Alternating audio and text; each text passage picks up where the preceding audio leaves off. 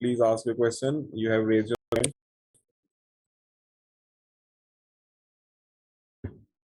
No question.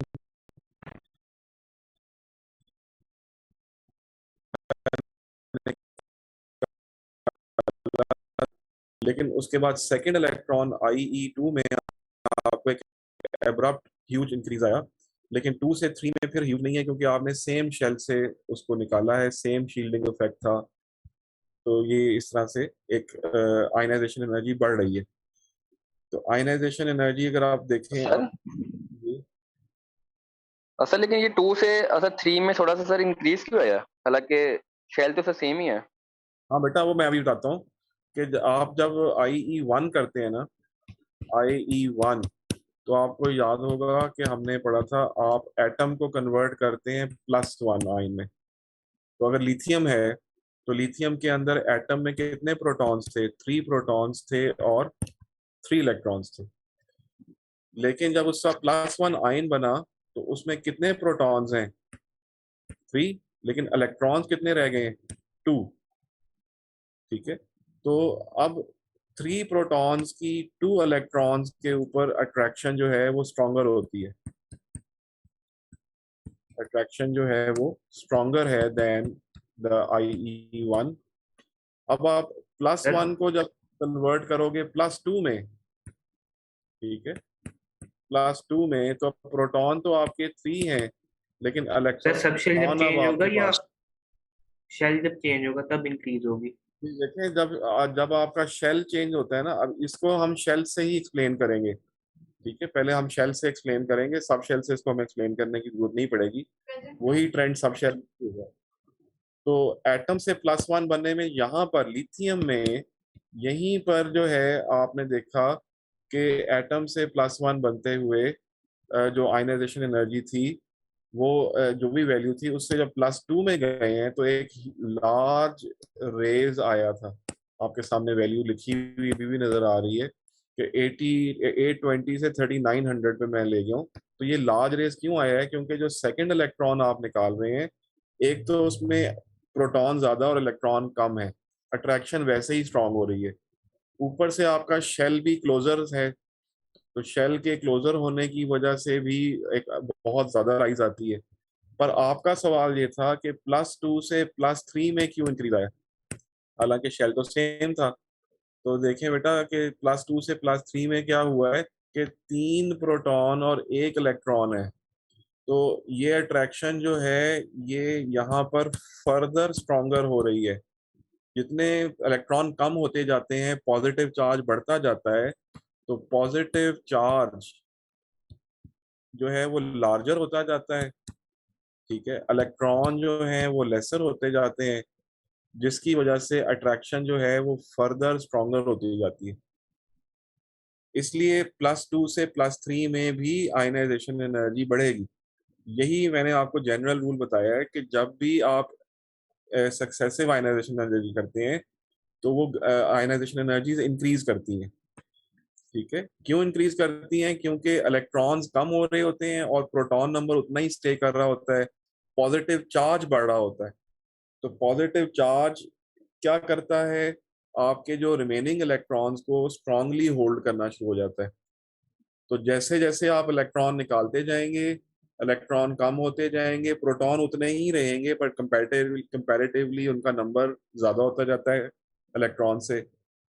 Ion पे charge +1 से +2 और +2 से +3 आ रहा होता है, इसलिए अट्रैक्शन स्ट्रांग हो रही होती है। So there is a regular increase in ionization energy always. Successive ionization energy हमेशा बढ़ेगी। वजह क्या थी कि पहले एटम से इलेक्ट्रॉन निकलता है तो पॉजिटिव आयन बनता है, प्लस आयन में there is 1 electron less than protons, so more proton less electron stronger attraction.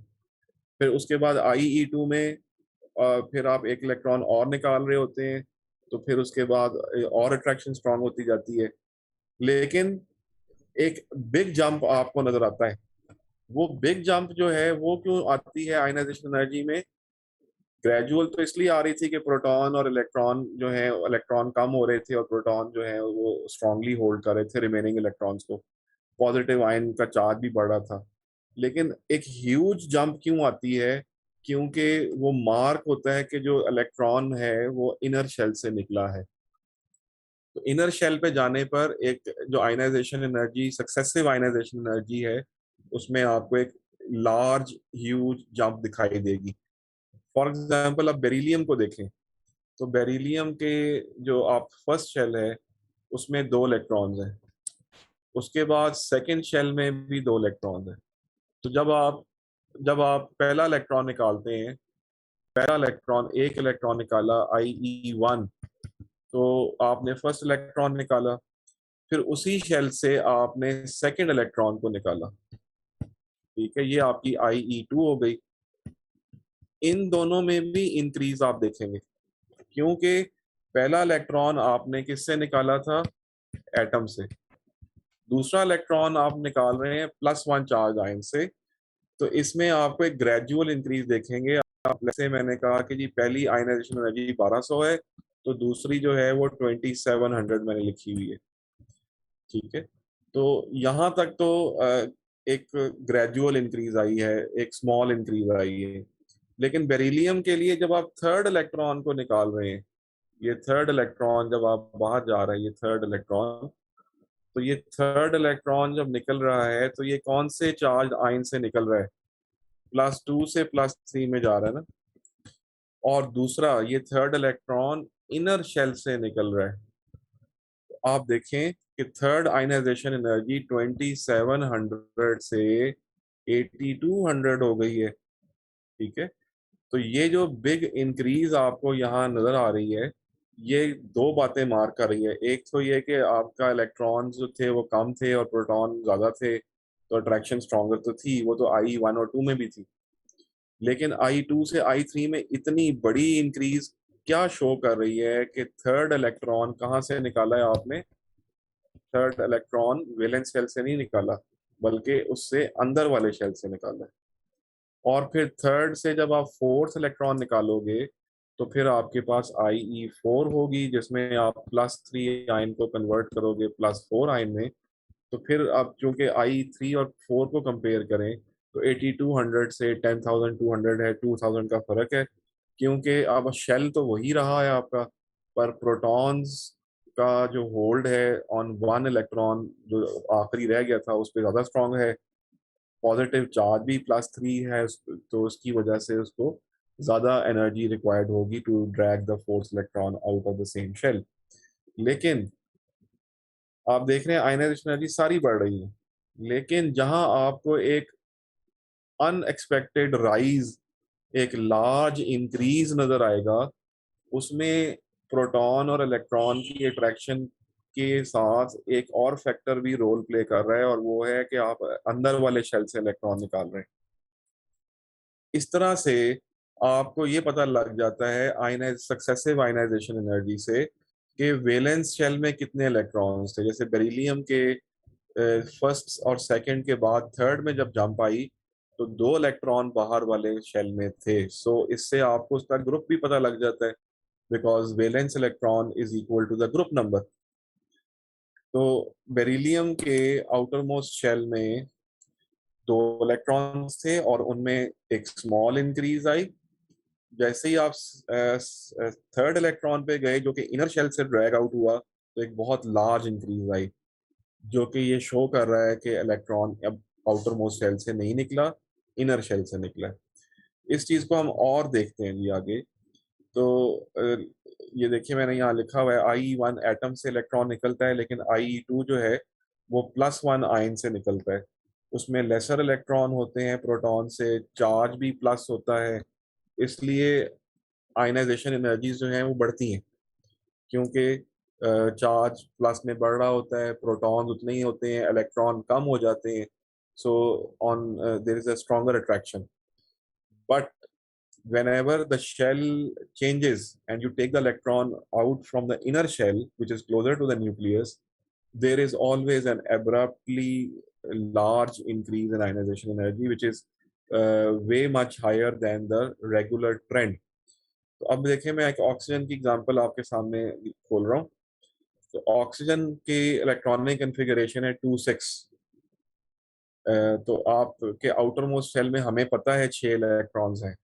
तो देखिए मैंने मार्क किया है कि जब पहला इलेक्ट्रॉन निकलेगा तो IE1, दूसरा इलेक्ट्रॉन निकलेगा तो IE2, तीसरा इलेक्ट्रॉन निकलेगा तो IE3, फोर्थ निकलेगा तो IE4, फिफ्थ निकलेगा तो IE5 और फिर IE6। तो IE1 से लेकर IE6 तक there will be a gradual increase. IE1 से IE6 तक आप क्या देखेंगे? ग्रेजुअल इंक्रीज होगी इन आयनाइजेशन एनर्जीज। क्यों ग्रेजुअल इंक्रीज होगी? क्योंकि आप इलेक्ट्रॉन को सेम शेल से निकाल रहे होंगे, क्योंकि आप इलेक्ट्रॉन को सेम शेल से निकाल रहे होंगे, ठीक है। इसलिए आप देखें यहाँ मैंने एक वैल्यूज को, सपोज वैल्यूज को लिखा हुआ है। फर्स्ट अगर 2100 है, सेकंड 35 है, फिर उससे 48 है। So you see a small increase, और एक तकरीबन ग्रेजुअल पैटर्न चल रहा है, जो उसमें 2100 से 3500 पे जाए तो 1400 का फर्क है, 3500 से 48 पे जाए तो फिर 1300 का फर्क है। इस तरह एक ग्रेजुअल इंक्रीज होता जा रहा है up to 6th ionization energy तक। उसके बाद जब आप 7th इलेक्ट्रॉन निकालते हैं, जो कि IE7 को मार्क कर रहा है, 7th इलेक्ट्रॉन में मैंने देखे 9600 से 18000 पे ले गया, ठीक है। तो आपको एक रेगुलर ट्रेंड की जगह पर अचानक से एक large increase in ionization energy आई है from 6th to 7th। IE6 से IE7 में, IE6 से IE7 में एब्रप्ट इंक्रीज आई है। तो फिर यहाँ पर हमने मार्क कर दिया, और इससे पीछे जहां तक रेगुलर इंक्रीज थी वो इलेक्ट्रॉन आउटर मोस्ट शेल के थे। तो कितने इलेक्ट्रॉन्स आउटर मोस्ट शेल थे? अगर हम सिर्फ वैल्यूज को देखें और हमें एलिमेंट का ना पता हो, तो हम बताएंगे जी इसके आउटर मोस्ट में 6 इलेक्ट्रॉन्स थे, क्योंकि 6th आयनाइजेशन एनर्जी तक there is a gradual increase in ionization energy, but from 6th to 7th there is an abruptly large increase in ionization energy, which shows that the 7th electron is taken from the inner shell, ठीक है। फिर 7th से 8th में आप देखें तो 18,200 से 21,500 में फिर एक ग्रेजुअल इंक्रीज जो है वो आपको दिखाई दे रही है।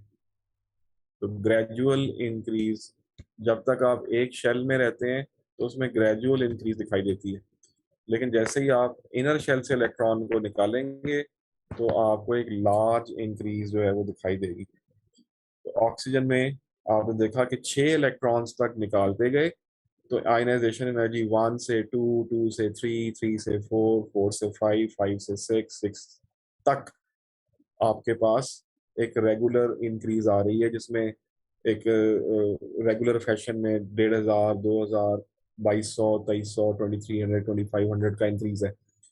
लेकिन after that 6th to 7th you see almost double चला गया काम, 9000 का डबल है ये। तो ये मार्क कर रहा है कि आप 7th इलेक्ट्रॉन इनर शेल से निकला है।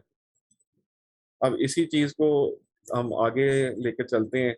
एक एग्जांपल है यहाँ पर कि आपके पास 3 एलिमेंट्स हैं, consecutive elements of a period, और वो पीरियड 3 के हैं, ठीक है। उनके नाम है X, Y और Z।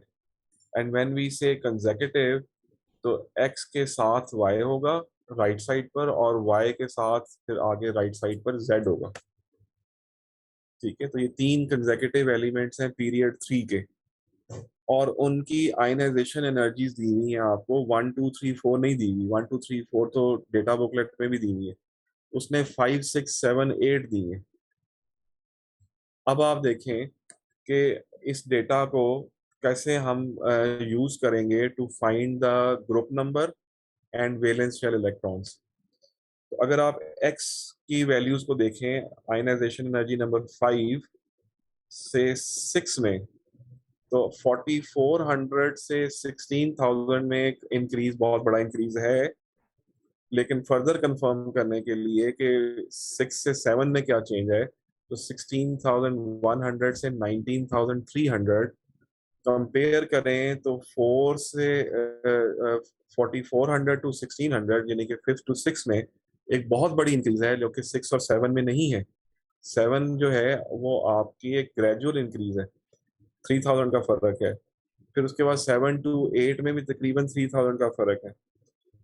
तो एब्रप्ट लार्ज इंक्रीज इन 4 वैल्यूज में से कहां पर आई है?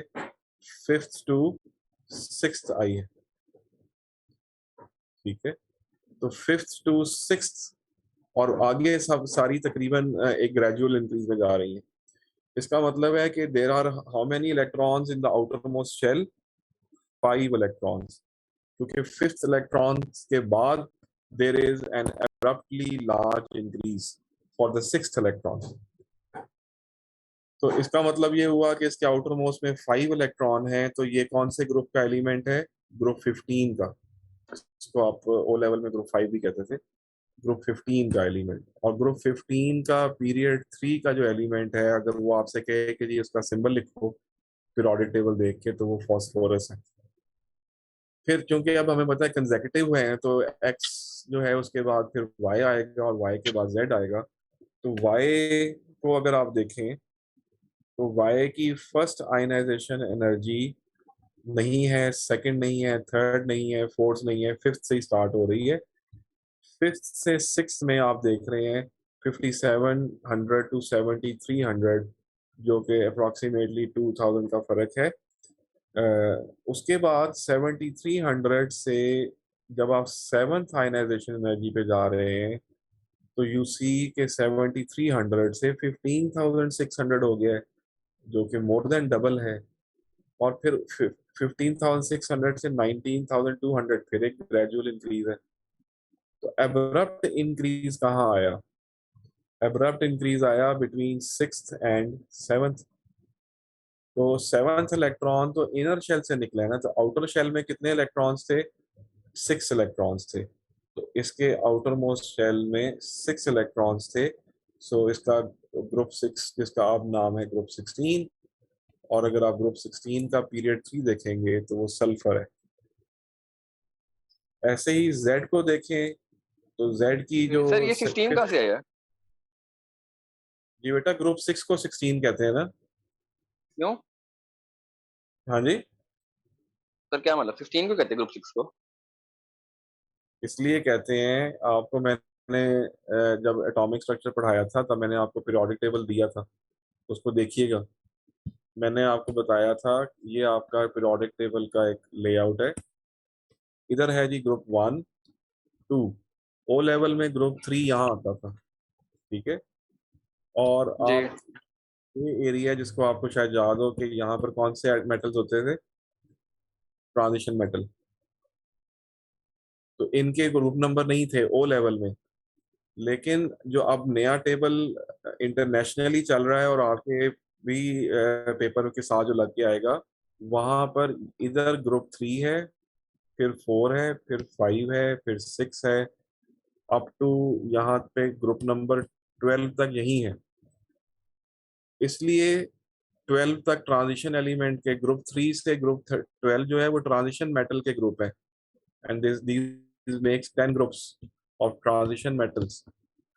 तो फिर ग्रुप 3 जो है अब वो 13 हो गया है। फिर ग्रुप 4 14 है, फिर 15 है, फिर 16 है, फिर 17 है, एंड फाइनली 8 जो है वो 18 है, ठीक है। अब ये जी आपका ग्रुप 16।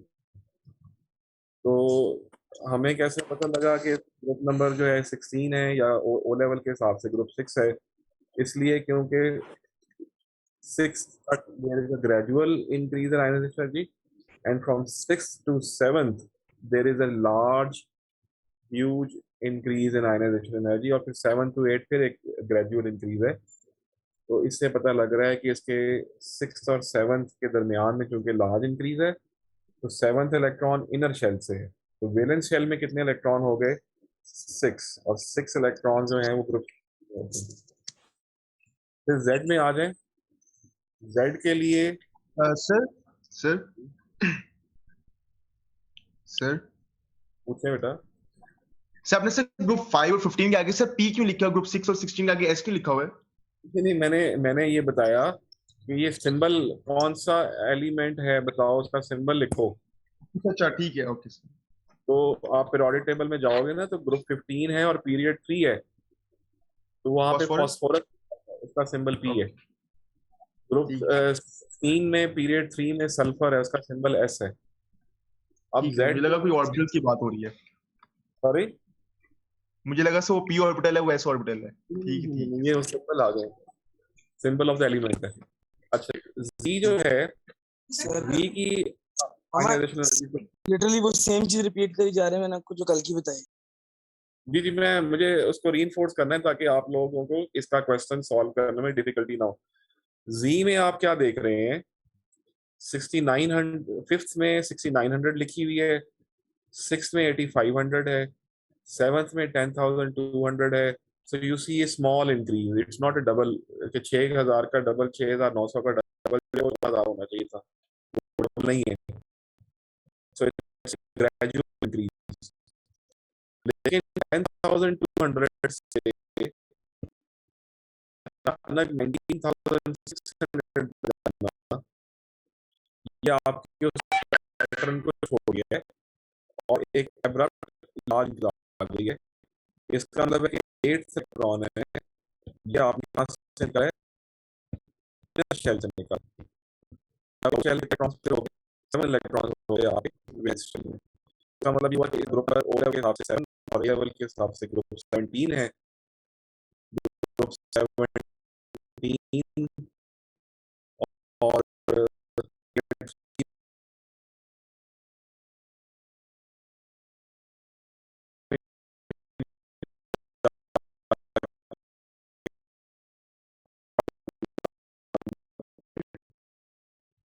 फिर वो अगले पार्ट में वो कह रहे हैं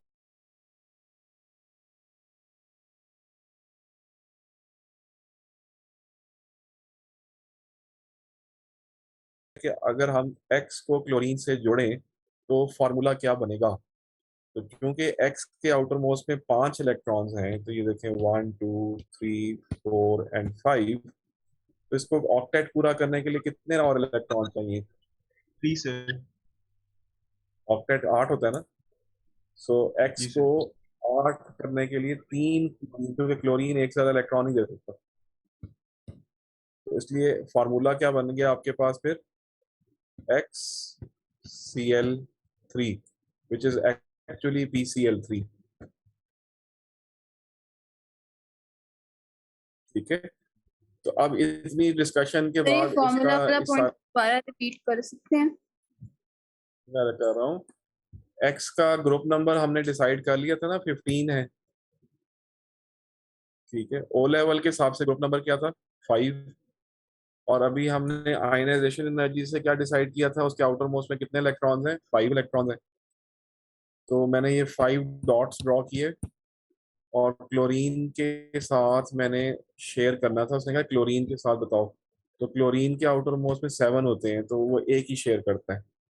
एक्स को एक क्लोरीन से एक इलेक्ट्रॉन मिल गया, दूसरे क्लोरीन से दूसरा इलेक्ट्रॉन मिल गया, तीसरे से तीसरा, तो अब जाके ऑक्टेट कंप्लीट हुआ है। सो 1x atom has combined with how many chlorine atoms? 3। 3. So the formula is XCl3। ठीक है, सर अभी अगर हमने कोवलेंट और आयनिक बॉन्डिंग पढ़नी है। तो बस अगला चैप्टर शुरू हो रहा है जी अभी। तो सक्सेसिव आयनाइजेशन एनर्जी से हमें क्या क्या इंफॉर्मेशन मिल गई। सक्सेसिव आयनाइजेशन एनर्जी से हमें ग्रुप नंबर के बारे में पता लग गया, एलिमेंट कौन से ग्रुप में है। हमें ये पता लग गया कि उसकी वैलेंसी क्या है, उसके number of electron in the valence shell कितने हैं, ये भी पता लग गया। ठीक है, तो अगर हमें पीरियड नंबर पता हो तो हम उस एलिमेंट को आइडेंटिफाई भी कर सकते हैं। अब मैं आपके सामने एक और वे से सक्सेसिव आयनाइजेशन एनर्जीज को शो करने जा रहा हूँ। Instead of values I am going to draw sketch graphs. I have drawn sketch graph, paper में ये स्केच ग्राफ भी आ सकते हैं वैल्यूज की जगह पे। तो अगर आप देखें तो लिथियम से मैंने स्टार्ट लिया, क्योंकि हाइड्रोजन की तो सिर्फ एक ही आयनाइजेशन एनर्जी होती है और हीलियम की 2 होती है, उसमें ग्राफ ऐसा सच को इतना बनता नहीं है। लिथियम में 3 है, लेकिन आप देखें कि फर्स्ट आयनाइजेशन एनर्जी, सेकंड और थर्ड, कौन से में कहाँ पर आपको लार्ज इंक्रीज नजर आ रही है? 1 to 2 सेकंड में या सेकंड से? लिथियम वाले में yes sir. आप देख रहे हैं कि फर्स्ट से सेकंड में ग्राफ स्टीप। इसका मतलब है कि फर्स्ट से सेकंड में आयनाइजेशन एनर्जी शार्पली इंक्रीज हुई है। दिस शोज के इसके आउटर मोस्ट शेल में कितने इलेक्ट्रॉन्स हैं? एक ही है, क्योंकि सेकंड इलेक्ट्रॉन तो इनर शेल से है, क्योंकि जब भी there is a sharp large increase होती है तो इसका मतलब है कि जो अगला इलेक्ट्रॉन है वो इनर शेल से मिलता है। बेरिलियम की ग्राफ को देखें, उसकी फर्स्ट, सेकंड, थर्ड और फोर्थ आयनाइजेशन एनर्जी का ग्राफ देखें, तो फर्स्ट से सेकंड में एक स्मॉल एक ग्रेजुअल इंक्रीज है, लेकिन सेकंड से थर्ड में आप देख रहे हैं ग्रेडियंट कितना स्टीप हो गया। तो Yes, इसका sir. मतलब है कि ये जो थर्ड इलेक्ट्रॉन है ये कहाँ से निकला है? इनर शेल से। So, आउटर शेल में कितने इलेक्ट्रॉन थे? 2। ऐसे ही सर बोरॉन, बेरिलियम का ज्यादा स्टीप नहीं होना चाहिए? देखिए मैं स्केच ग्राफ ड्रॉ कर रहा हूँ, मैंने वैल्यूज के हिसाब से थोड़ा स्टीप होना चाहिए, लेकिन आप फिर भी बाकी दो लाइंस की स्टीपनेस को सेकंड और थर्ड की स्टीपनेस से कंपेयर करें तो second to third is much steeper. ठीक है, बहरहाल ये एक हैंड स्केच कर रहा हूँ मैं, कंप्यूटराइज स्केचिंग नहीं है, तो थोड़ा हाथ आगे पीछे भी हो सकता है, but I want to show from the graph is that whenever the shell changes, तो आपकी जो आयनाइजेशन एनर्जी है वो शार्पली स्टीपली इंक्रीज करती है।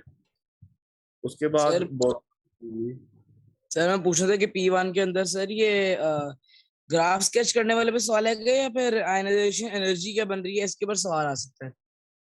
कि बेटा P1 में तो आपने कोई चीज लिखनी नहीं होती, आपने तो ABCD आंसर करना होता है। जी सर। उस आप छपे हुए आएंगे, आपने उस ग्राफ से पहचानना है कि ये एलिमेंट कौन सा है। अच्छा सर ठीक। ठीक है, और पेपर 2 में भी ये ग्राफ आपके बनाने के लिए नहीं आएंगे, ये वहां भी ये छपे हुए ही आएंगे।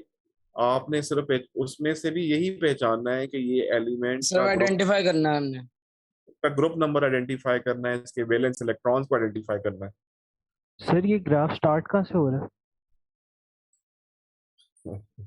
देखें ये आपके एक्सेस है ना, तो ये फर्स्ट आयनाइजेशन एनर्जी, सेकंड और थर्ड, ये first, second, third, fourth. Sir मतलब इसे हम स्टार्ट ओरिजिन से करेंगे? आयनाइजेशन एनर्जी है ना, आयनाइजेशन एनर्जी कभी जीरो तो हो नहीं सकती, फर्स्ट लोएस्ट होती है। तो वाई एक्सेस पे आपकी आयनाइजेशन एनर्जी, तो अगर आप इन दोनों को जीरो मार्क कर लें तो first ionization energy is always the lowest one, and then you see a increasing pattern, but you see a sharp increase whenever you take the electron out of the inner shell. तो boron में ये first ionization energy है, फिर first से second है, फिर second से third है, थर्ड से फोर्थ में फिर आपको क्या नजर आ रहा है? एकदम से स्टीप शार्प इंक्रीज।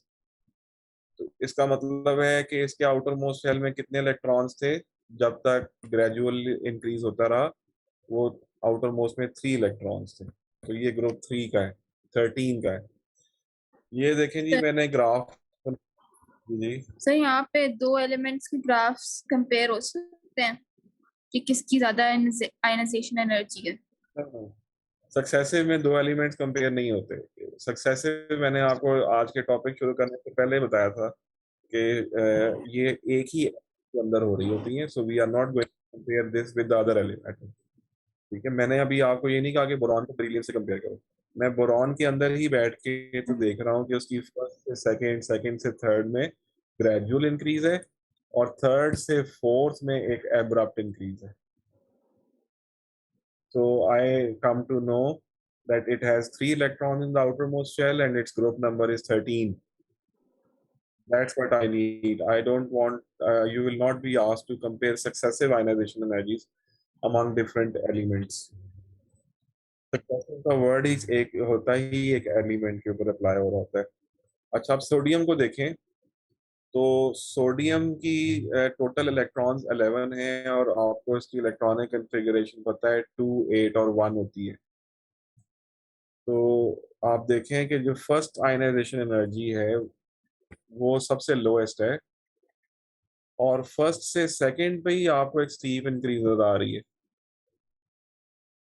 जबकि सेकंड से लेकर तो आपको नाइन्थ तक जो है, नाइन्थ तक यहाँ पर एक ग्रेजुअल इंक्रीज नजर आ रहा है, फिर 9 से 10 पे फिर एक शार्प इंक्रीज नजर आ रहा है। तो ऐसा क्यों है? इसलिए क्योंकि जो पहला इलेक्ट्रॉन निकाला था वो थर्ड शेल से निकाला था आपने, उसके बाद रिमेनिंग जो 8 इलेक्ट्रॉन्स हैं वो आपने एक ही शेल से निकाले हैं, सेकंड शेल से। और जब आप उससे इलेक्ट्रॉन्स को निकाल रहे थे तो IE2, 3, 4, 5, 6, 7, 8 और 9, ये सेम शेल से इलेक्ट्रॉन्स निकलने की वजह से उसमें ग्रेजुअल इंक्रीज है। फिर जब आप IE10 पे गए तो फिर एकदम से आया, क्योंकि फिर आप दोबारा एक और क्लोजर टू द न्यूक्लियस चले गए और फिर अब्रप्ट इंक्रीज है, और फिर सेकंड 10 to 11 फिर एक ग्रेजुअल इंक्रीज है। जी पूछे।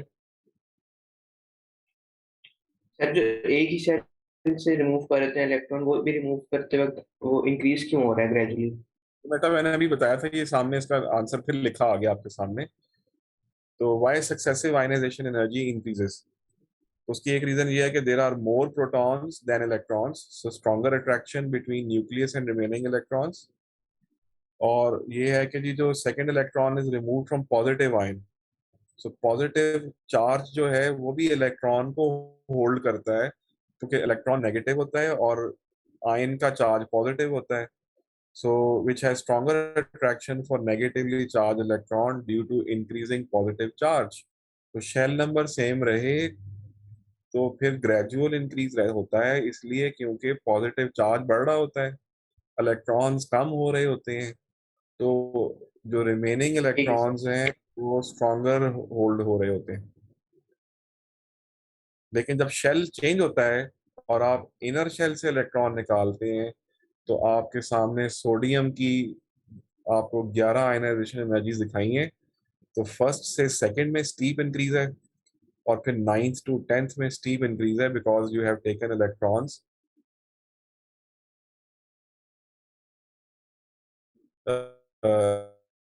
फ्रॉम द इनर शेल, वहां एक स्टीप इंक्रीज नजर आ रहा है।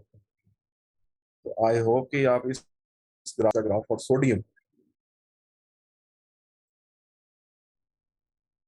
सर एक क्वेश्चन है। पूछें। सर ये इलेक्ट्रॉन तो अट्रैक्शन ज्यादा होती है। अट्रैक्शन भी ज्यादा होती है। एक फैक्टर तो ये फैक्टर जो मैंने अभी शेल से इलेक्ट्रॉन निकालते हैं ग्रेजुअल की जगह पे, सर क्योंकि आपने सर सेकंड पॉइंट क्या लिखा हुआ है? सॉरी सर आपने सेकंड पॉइंट क्या लिखा है? सर फर्स्ट तो ये ना there are more protons than electrons. Sir second point क्या मैंने है? आगे लिखा हुआ है कि जी इलेक्ट्रॉन इज, सेकंड पॉइंट ये है कि electron is remove from positive ion. ठीक अच्छा है, positive ion which has stronger attraction for negatively charge electron due to increasing positive charge. जैसे वो फिजिक्स की क्लास स्टार्ट हो गई। सर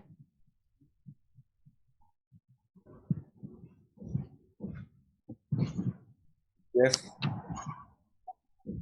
सर हमने देखा था कि एंड में लाइक 4s 3d से पहले होता है, तो वो तो सबसे ज्यादा आउटर वैलेंस वैलेंस शेल तो वो नहीं होगा तब, लाइक सब शेल अगर देखें। एक सेकंड, आप फिर ग्रुप्स के, मैं सक्सेसिव बात कर रहा हूँ, सक्सेसिव आयनाइजेशन एक ही एटम के अंदर है। तो आपका सवाल क्या है जी, कौन से एलिमेंट की इलेक्ट्रॉनिक कॉन्फ़िगरेशन लिखवा रही हैं आप? सर कोई भी हो जिसमें 4s और 3d आ जाते हैं, लाइक कोई भी हो, करें तो उसमें फिर 4s पहले आए। 1s2 2s2 2p6 3s2 2p6 3d1 4s2, ये आप कुछ इसके बारे में। यस उनमें सर हमारी क्लास सर खत्म हो गई, हमारी फिजिक्स क्लास शुरू होती है। पर ऐसा था, इसमें बस देख लें कि इलेक्ट्रॉन जब रिमूव होंगे तो पहले 4s से होंगे, उसके बाद 3d से होंगे। ठीक है, ठीक है तो 4s बाहर चला गया ना, तो 4s से 2 इलेक्ट्रॉन, पहले ये 2 इलेक्ट्रॉन रिमूव होंगे, तो आपको सक्सेसिव आयनाइजेशन एनर्जी में पहले 2 में ग्रेजुअल इंक्रीज आएगी, फिर अचानक आप थर्ड शेल में जाएंगे, राइज आएगा, फिर उसमें आपको थर्ड शेल में कितने इलेक्ट्रॉन नजर आ रहे हैं आपको, 6 7 और 8 7 8 9 के लिए ग्रेजुअल इंक्रीज आएगी, फिर अचानक आप आएगा, फिर 8 के लिए आएगी, फिर 2 के लिए आएगी, फिर 4s ओके के सर 2 थैंक यू फिर थर्ड शेल के 9 इलेक्ट्रॉन्स हैं, फिर उसके बाद 8 हैं और फिर 2 हैं।